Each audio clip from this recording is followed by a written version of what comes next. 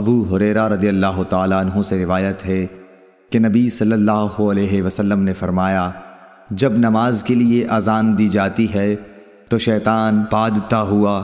بڑی تیزی کے ساتھ پیٹھ موڑ کر بھاگتا ہے تاکہ اذان کی آواز نہ سن سکے، اور جب اذان ختم ہو جاتی ہے تو پھر واپس آ جاتا ہے،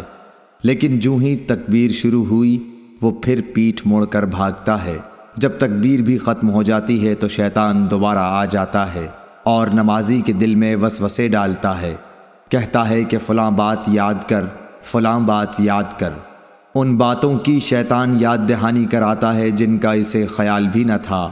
اور اس طرح اس شخص کو یہ بھی یاد نہیں رہتا کہ اس نے کتنی رکعتیں پڑھی ہیں۔